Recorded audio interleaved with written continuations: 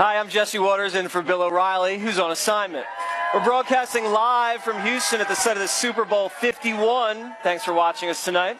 Our top story, anarchy and violence erupting on college campuses as a force to bludgeon free speech.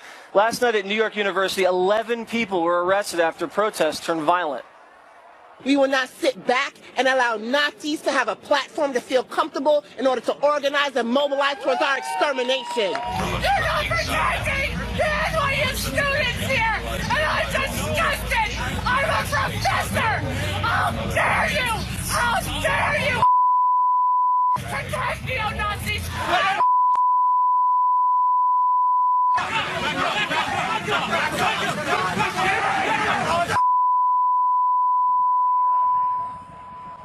Wow. The protesters didn't want anti-PC comedian Gavin McInnes to speak at a college Republican event. The chaos at NYU comes on the heels of the riot at Berkeley on Wednesday, where protesters tried to silence conservative activist Milo Yiannopoulos. Liberals so far have been at a loss to explain the point behind these protests, with some dabbling in conspiracy theories. Those people were not Berkeley students. Those were outsiders, agitators. I've never seen them before. There's rumors that they actually were right-wingers. They were part of a kind of a group that were organized and ready to create the kind of tumult and danger you saw that forced the police to cancel the event. To be clear, there is absolutely no evidence that right-wing groups were behind the Berkeley riot. President Donald Trump weighed in on the protests today, tweeting, quote, "Professional anarchists, thugs, and paid protesters are proving the point of the millions of people who voted to make America great again," unquote. Joining us now from Los Angeles, Leo Terrell, a civil rights attorney, and from Boston, Adriana Cohen, a columnist with the Boston Herald. So, Leo, I'll begin with you. It's my opinion that liberals on college campuses now resemble Islamist mobs, where they riot over rhetoric. You remember in Iraq and Afghanistan, whenever there was an affront to Islam or Islam was challenged, they'd burn the flag and they'd riot and break things. Now, on the left, on college campuses, when liberalism is perceived to be under attack, they riot, they burn things, and they hurl expletives and cause complete chaos. Isn't that just childish? No, and Jesse, I'm a little surprised. You know, when you look at a school like Berkeley, which represents the brightest and the best of American college students, these are people who are expressing a disappointment with extreme views on the right. And even people on the right disagree with some of the views that are being put out by the Breitbart editor. My point is simply this. This is a voting bloc that we're talking about. These are people at Berkeley that are going to be voting in the midterm election, and they cannot be ignored. They're not the professional protesters that you want to characterize them. These are students at those schools you said who articulate a viewpoint. Yes. Leo, you said that they're expressing disappointment. Now, when I express disappointment, maybe I shrug my shoulders or I complain a little bit. I don't throw things through windows of private property. And another thing, I don't know if all these people are going to be voting because the other mob that came out after the election that was rioting and protesting and burning things on the West Coast, half of them never even voted in the general. So I don't see these people as engaged voters. I just see them as rabble-rousers. Adriana, you would have to admit that the more the left goes crazy like this, that Donald Trump comes out looking reasonable and mature. Yeah, absolutely, because we know that all of Donald Trump's supporters, value the Constitution and our right to free speech. And we see our basic civil liberties, our right to free speech being trampled on college campuses all across this country. And it's so dangerous. And we've been seeing this trend for over 10 years now, but now it's actually gotten so violent. I mean, if you look at the riots that took place at Berkeley, there was $100,000 worth of damage and windows smashed, things set on fire. These are criminals. Some would even go as far as saying these aren't particularly voters, they're political terrorists. Okay, let's draw a distinction between criminals and students, people expressing their First Amendment right. I am not going to condone the violence, but you're not going to sit there and broad stroke that everyone who are protesting against Donald Trump, they're wrong. Everybody who supports Donald Trump is right. That's a tremendous broad stroking, and I think you're disingenuous in that position. It's very wrong. No, not at. Look, I support peaceful protests. That's allowed per the Constitution. But when you vandalize a building, that's a criminal act. So you are you're going to be charged with criminal charges. Arson is a criminal charge. So these are not peaceful protesters. These are thugs and criminals who belong in jail. Leo. And they should also pay for the damages. The $100,000 in damages. Leo, let me just say something. It's very hard to come out as a leftist and say that Trump is this rude guy who's prone to violence and then act yourself rude and engage in violence during the protests. It doesn't serve your interests. Let me look at the broad stroking that you and Andrea is pointing out. First of all, college campuses, all liberals. Well, you know what? It's funny. Your Fox colleague, Greg Gutfeld, came from Berkeley as well. And my point is simply this, that nothing, the argument of these college campuses and these youth expressing a viewpoint, what is wrong with that? Trump has to worry about a blowback at the midterm election. Wait a second. You know what's wrong with it? When you're throwing things through buildings and you're lighting things on fire. I'm not going to condone the violence. If I was a citizen in Berkeley and my store got crashed into by some radical, I'd be pretty angry. And politics is about persuasion. I don't think people are persuading other people if they're holding up airport lines at JFK or LAX or torching someone's limousine like they did in the D.C. inauguration. That's not necessarily getting people to come to your side.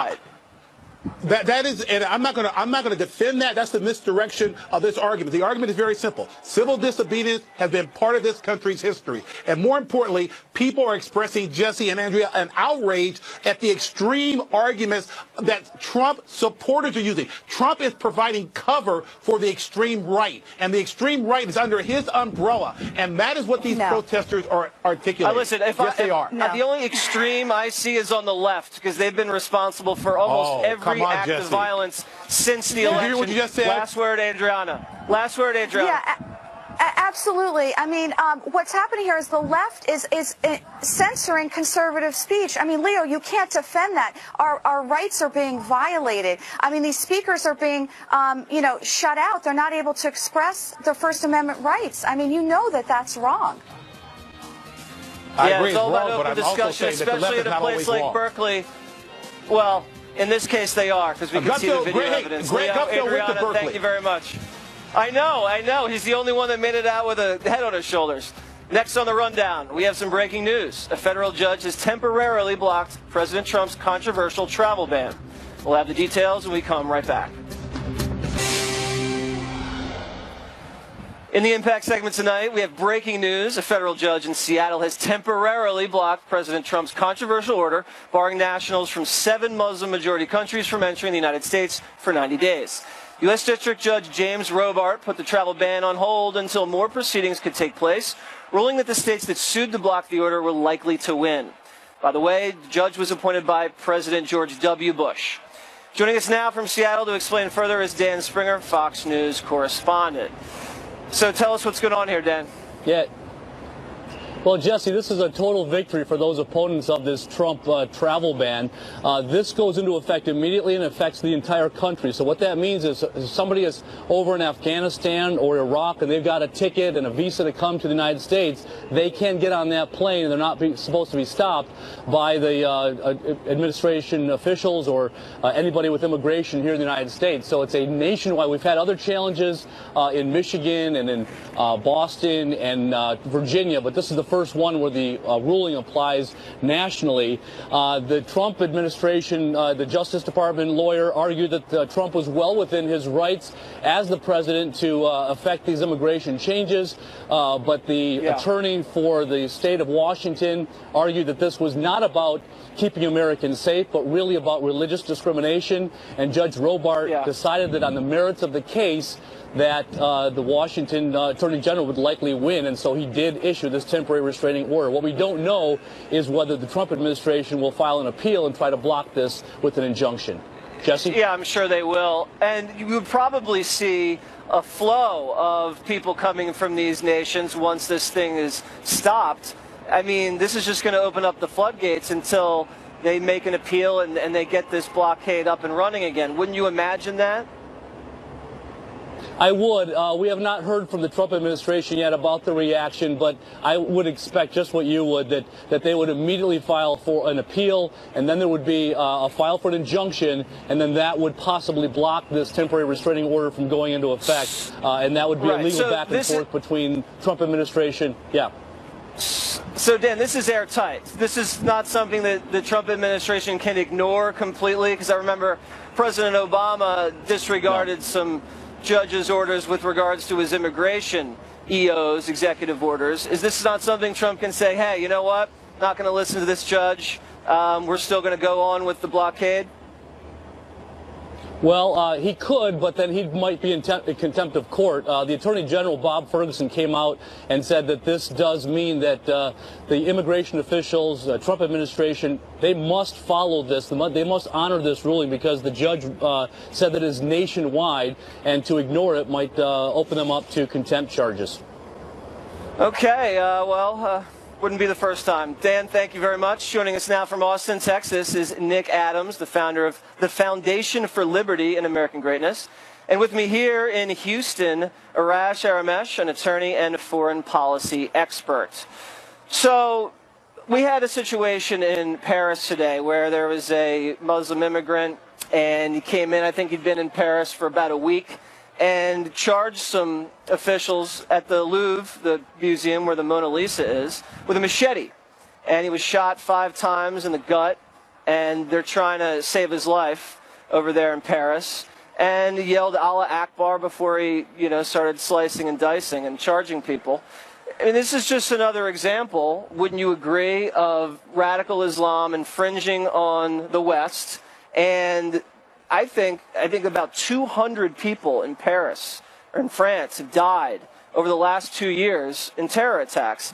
I mean, this just makes the case for very strict immigration proceedings. Wouldn't you agree? I love it when conservatives or Trump supporters like yourself start using Europe as an example to try to make an analogy or analogize to things that happen here in America. Let's talk about America. Let's talk about what has not happened on U.S. soil since 1975. There are 7 countries on the ban list: Iran, Iraq, Syria, Yemen, Libya, Sudan, and Somalia. Not a single citizen of those countries has killed an American on U.S. soil since 1975. And you know what? Guess what? We want to keep it that way. And let's do it. Absolutely. And you know what? That means something's working, and we have to be even tougher. Because if you look at what's happening in Europe, that's basically the next shore. They come here, and then maybe they come here next. It's tougher to come to America saw what happened than go to Europe, when the refugees flowed over to Europe. And there was no restrictions at all. They were coming over willy-nilly, and there's carnage on the streets. And what the Trump administration is saying is that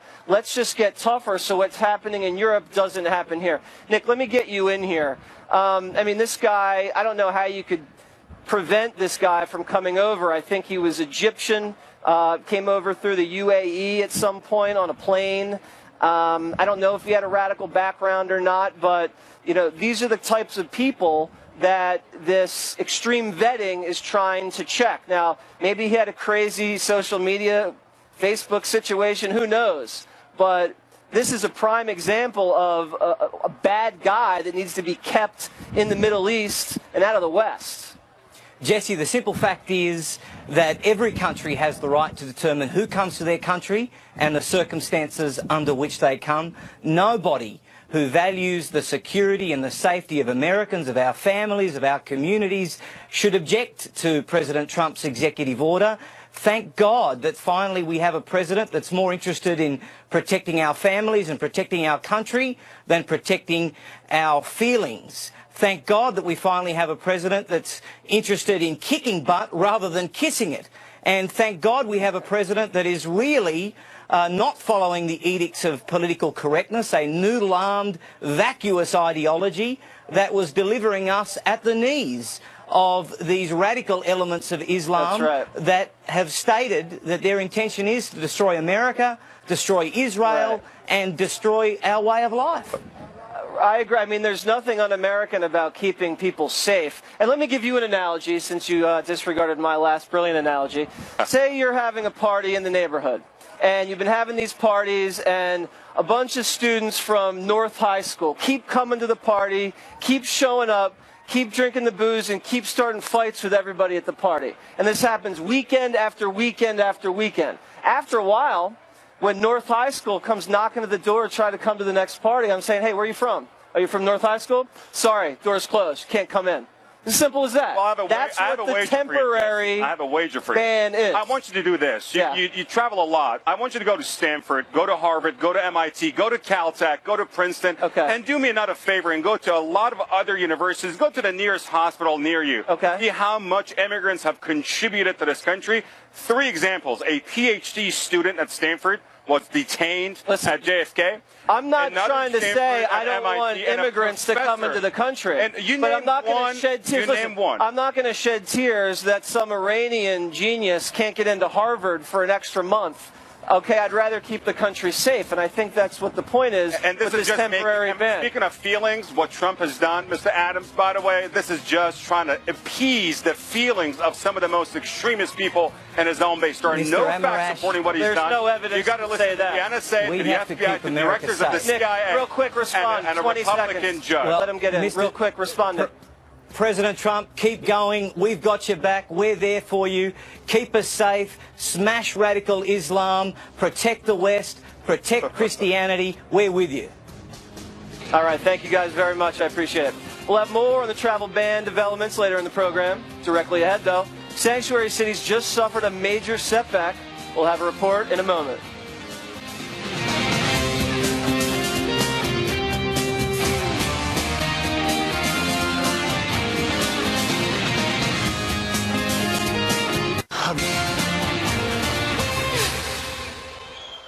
In the Factor follow-up segment tonight, sanctuary cities on the ropes. Today in Texas, a bill that would strip funds from sanctuary cities advanced in the state Senate. Yesterday on the Factor, Texas Governor Greg Abbott explained why he had already cut off money to Travis County, which includes Austin. So even though ICE may ask for a detention, a hold, Sheriff Hernandez says, I'm not going to hold criminals that the Homeland Security might want incarcerated. I'm going to release them. Is that what the woman is doing? That's exactly right, Bill. And even if these people have had a past record of armed robbery, a criminal record of working with the Mexican drug cartels, regardless of what type of heavy-duty crime, except for 3 exceptions that she listed, she will let these people loose on the streets in the state of Texas and across America. I will not allow it. Joining us now from Chicago, Steve Cortez, a Fox News contributor, and from Fort Worth, Texas, immigration attorney Francisco Hernandez. Hi, so, Francisco, how are you? why do Democrats seem, I'm great, why do Democrats seem so intent on protecting criminals? Can you explain that? Well, I don't know that anybody is intent on protecting criminals. Look, the Texas bill just barely They're not allowing made ICE it past to come the in Senate. and pick the criminals up. There is no, but okay. Look, bottom line. That's what a this is the bottom sanctuary city line. does. It protects the federal criminals. There is no such thing as a sanctuary city. It's a political phantom. Everybody's scared of it. No such Nobody thing. can see it, and you can't touch it. I can name a half dozen sanctuary cities right now. San Francisco, Are you telling me the federal government? Cambridge. Are you telling me the federal government I mean, has the list to get goes long and permission long. from a city? I know. Let me finish what I'm saying. The cities don't need to cooperate with the federal government. The federal government, Homeland Security, can go pick up in any jail, any prison, anywhere in the country and take people out. They don't need cooperation from the cities. If they know that there's an illegal immigrant that's being detained there, so they don't know because the locals don't alert them. They just take them. They open the door, they can and the if they federal want government takes to. them. We do it they're not every cooperating. day. All right. We do it every day with drug dealers. Steve, we do it every day with Francisco ATF says that agency. sanctuary cities are an illusion. Hold on a second, Francisco. Steve, you heard your compadre there say sanctuary cities are an illusion. Is that true? They're not an illusion. And by the way, very sadly, ask the family of Kate Steinle if they're an illusion, and they will tell you no, because San Francisco had custody of her murderer for a lesser charge, for a drug charge. They released him despite the fact they defied the federal government. You're wrong. They defied. No, I'm not wrong. Let me talk.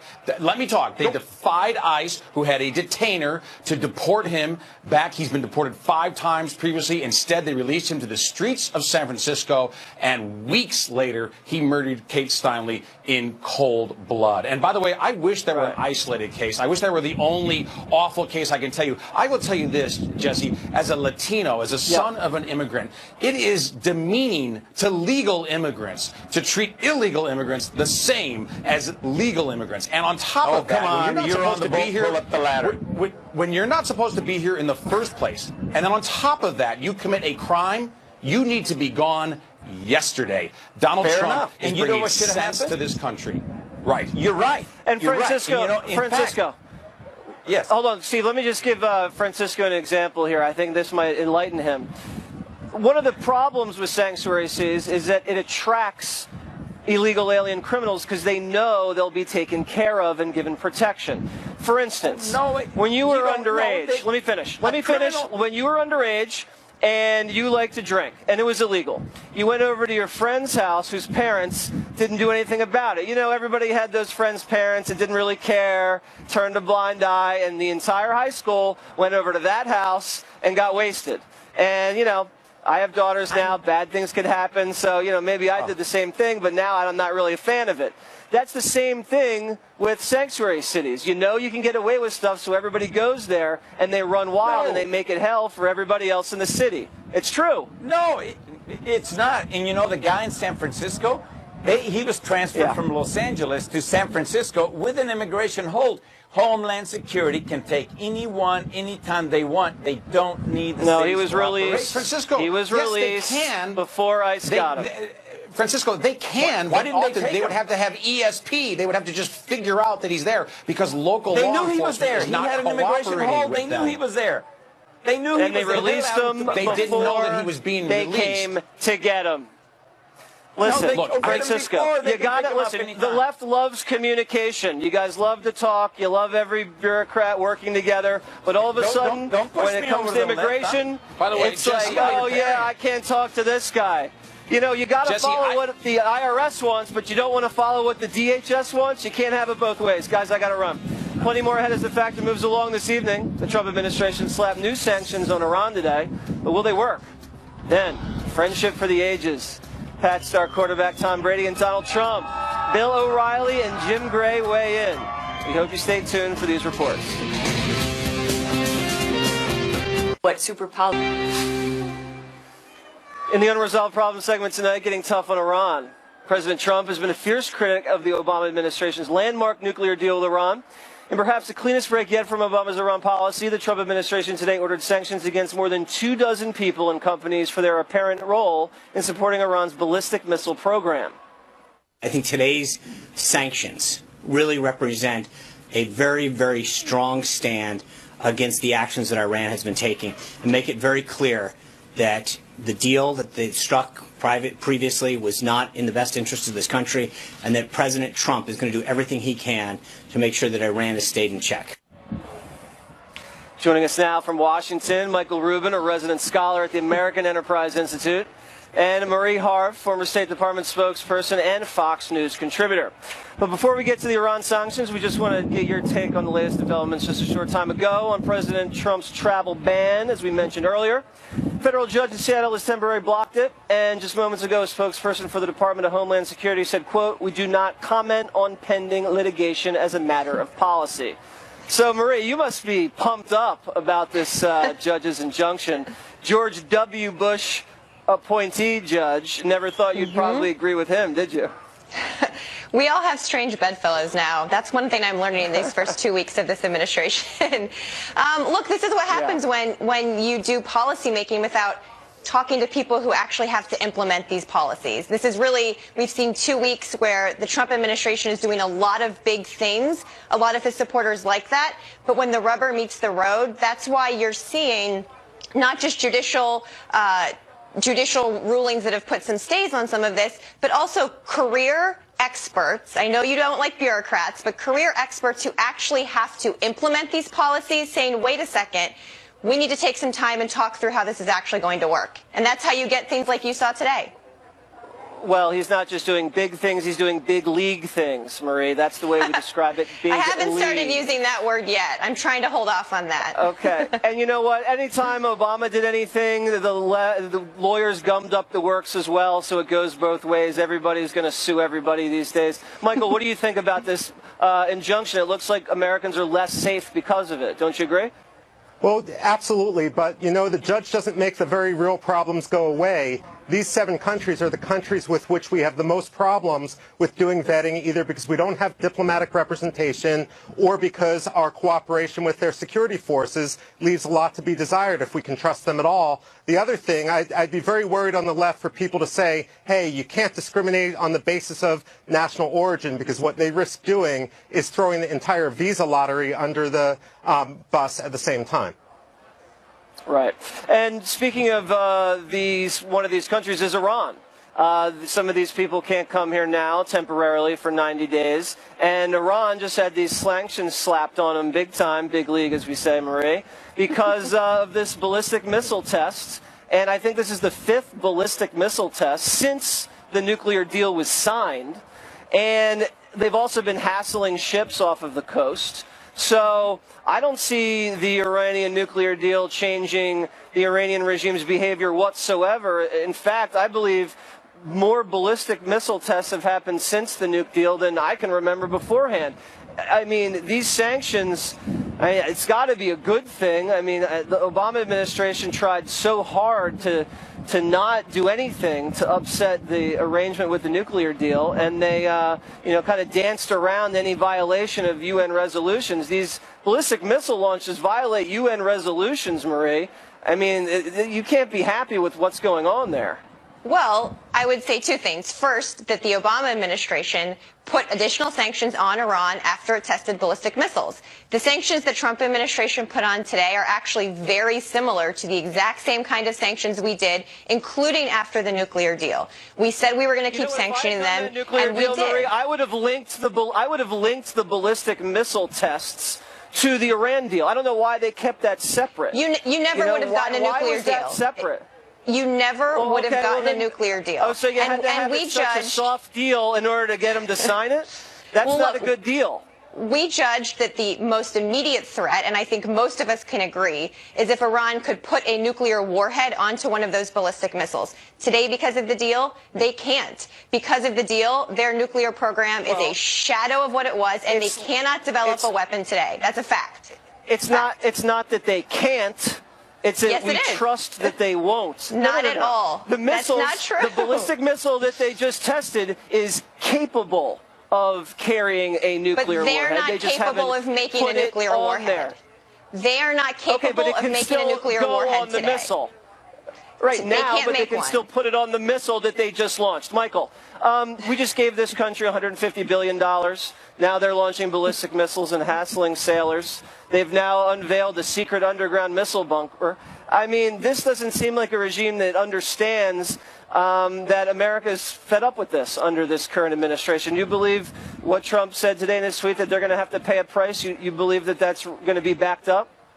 Well, absolutely. It's important to speak softly and carry a big stick. It's important to restore deterrence. What we shouldn't be doing is speaking softly and waving our hands in surrender. If the deal is working, these missile tests, and there's been 10 of them, by the way, showed just how porous, how full of loopholes this deal was. But the fact of the matter is we don't have full inspections. Iran hasn't ratified the additional framework of the Nuclear Non-Proliferation Treaty. This deal is a disaster. All right, and I talked to Sean Spicer a little while ago, and he told me that Trump is looking into tearing up the deal, hasn't decided whether to do it yet, but that's on the table. Guys, thank you very much. Straight ahead, Bill talks to sports analyst Jim Gray about the special friendship Pat star Tom Brady has with President Trump. Moments away. You could spend days weeding through financial documents to refinance your home, or you could push that button, skip the paperwork, and get a mortgage solution in minutes. Lift the burden of getting a home loan with Rocket Mortgage by Quicken Loans. Perfect for Valentine's. The Jewelry Exchange has 2-carat heart of the sea pendants, $69, dancing rubies, $79, 3-stone diamond rings, $99, pearl strands or diamond studs, $49. Thousands of gifts guaranteed to appraise for double. The Jewelry Exchange Direct.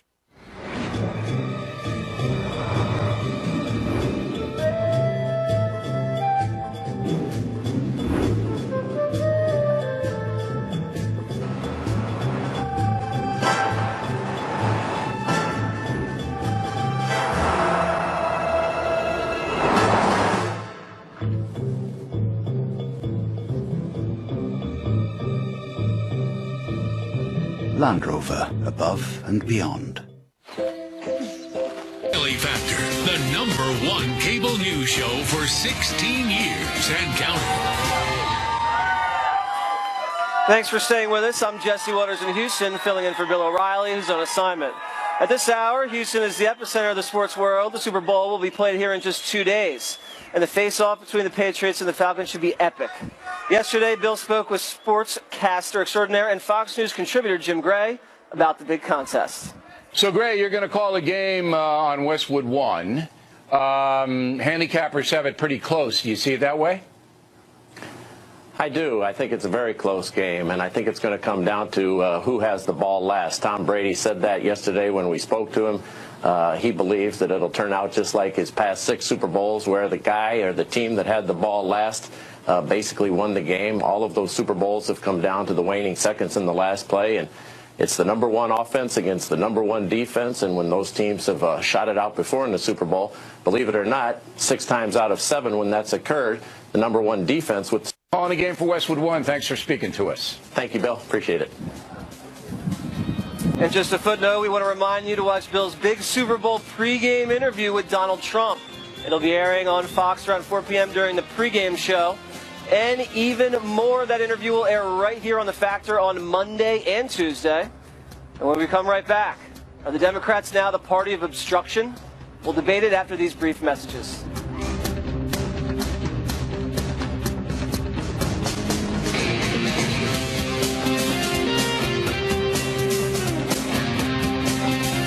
This program is brought to you by ServPro, helping make fire and water. In the back of the book segment tonight, the Democratic freakout over Donald Trump. The party of Pelosi is trying to block every initiative President Trump wants to institute, but will that backfire? Joining us now from Washington, Kelly Riddell, a Washington Times columnist, and from New York, Jeannie Zaino, a political science professor from Iona College.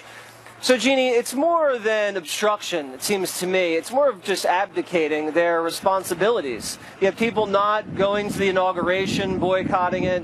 They're not showing up for votes, not showing up for hearings. They're doing everything they can to delegitimize the president. They're coming out against the Supreme Court nominee before they even know who it is, trying to stop them in their tracks. Now they're planning on borking this guy. It gets to a point where they're just not doing their job. And after years and years of saying the Republicans are the party of no, now the Democrats are doing the exact same thing, but it seems like even worse. Well, I would politely disagree. I don't see it as them being obstructionist. I actually see it as them doing their job. If you look at the latest polls, the president is doing many things that the American public, and Democrats in particular, find to be wildly unpopular and un-American and unconstitutional. So the Democrats, well, for instance, instituting the ban on 7 predominantly Muslim countries, for example. That is something that Jeannie, about that 60% of Americans the majority disagree of the with. people agree with. No, according to the latest Rasmussen poll, 57% of likely voters agree with the temporary travel ban. According to the latest Kelly, Gallup poll, about 60% disagree. Okay, well, listen, you know what the polls said at the election? They were all wrong, so let's throw the polls away.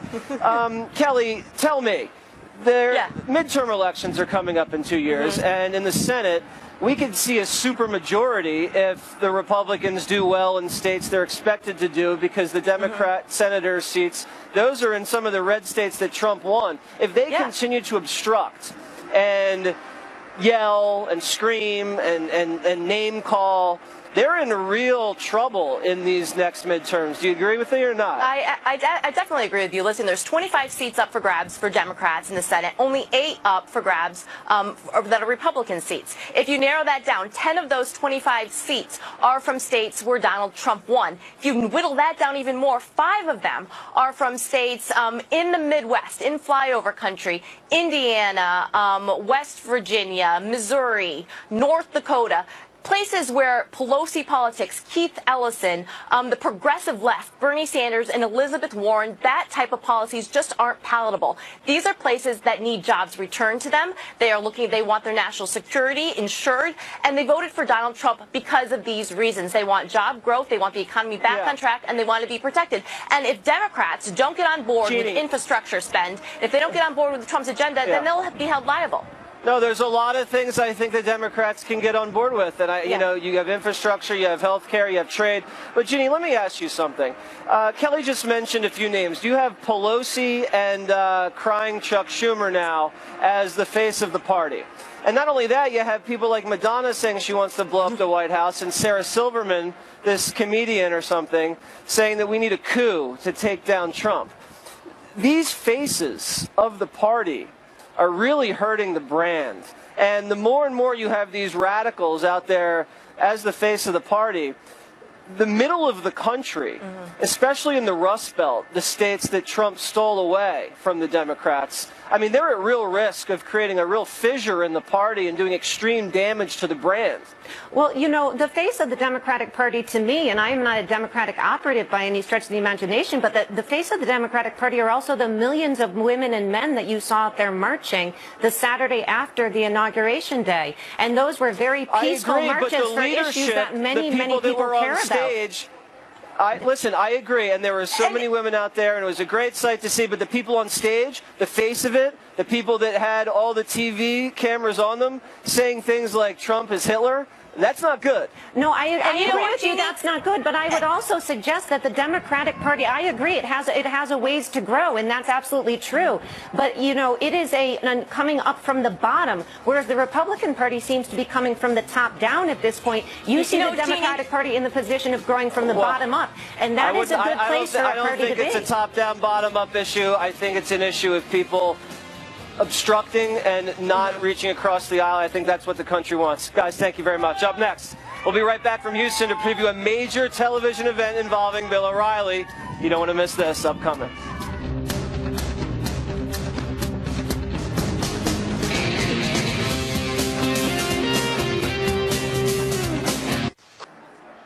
Before we go tonight, a very few important reminders. I'll be doing my show here from Houston tomorrow night as Super Bowl fever builds to a boil. I've been out here a couple of days having fun, meeting lots of people, and doing my Water's World thing. Before I came out here, I asked some folks what they know about the Supreme Court. Check this out. Who is this? This is Kellyanne. Kellyanne Conway? Yeah, Kellyanne Conway. No. That's somebody's grandma. I think it's someone's grandma. Making cookies? I don't know who that is, man. Not Mrs. Fields. He doesn't look dangerous. Do I look dangerous? No, you're fine. For now. Is that Paul Ryan? He sort of looks like Paul Ryan. He looks like a chubby Paul Ryan. I'm glad you know who Paul Ryan is. Is that O.J. Simpson? No. That's not the juice. Unbelievable. There are going to be much more of that tomorrow night at 8 p.m. Eastern on Water's World. Then on Sunday, it is a world exclusive. The big Bill O'Reilly, President Trump Super Bowl interview everyone's been waiting for. It's airing at 4 p.m. Eastern on Fox during the pregame show. Grab a huge plate of nachos or a bowl of guacamole. Watch it live or set your DVRs. Tell your friends about it. It's going to be one for the books. And if that's not enough, there will be even more of the O'Reilly-Trump interview airing on The Factor on Monday and Tuesday night at 8 p.m. Eastern Time. Nothing will be off the table, so you really don't want to miss it. Again, thanks for watching tonight. I'm Jesse Waters in for Bill O'Reilly, reporting from Houston. And please remember, I'm Waters, and this is my world.